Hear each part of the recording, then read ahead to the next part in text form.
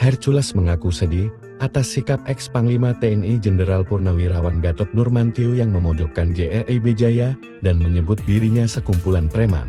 Hercules mengatakan, selama ini dia menahan diri dan mengaku dekat dengan pondok pesantren dan selalu memberangkatkan umroh ratusan warga.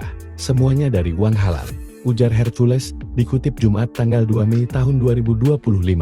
Ia heran akan sikap Jenderal Gatot yang keras kepadanya seperti ada persoalan. Pak Gatot kok, Pak Sutioso diam. Anda yang kebakaran jenggot, saya sedih. Pak Gatot kayak saya punya dosa dengan Pak Gatot. Saya tidak sebut nama Pak Gatot kok.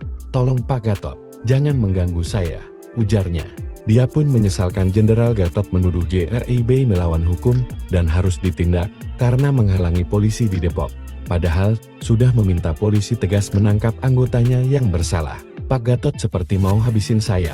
Pak Gatot bicara masalah kebakaran Depok, pembakaran mobil polisi, ujarnya.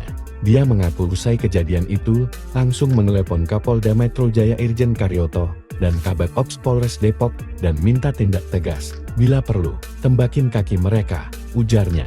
Hercules menegaskan, dia mendukung polisi tindak tegas premanisme dan jika ada anggotanya yang melanggar tindak tegas itu yang kita kedepankan, tindak yang ada kebal hukum. Saya pun tidak kebal hukum, saya patuh hukum, jelasnya. Hercules sekali lagi menegaskan, dia taat hukum.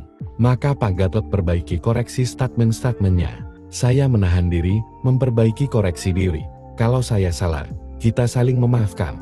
Negara ini negara hukum. Salam Indonesia NKRI harga mati, dan mendukung Prabowo Gibran, jelasnya. Diketahui, Gatot sempat mengancam dan mentang Hercules, karena sudah berani menyebut Lacan Sutioso selaku purnawirawan TNI Bau Tanah.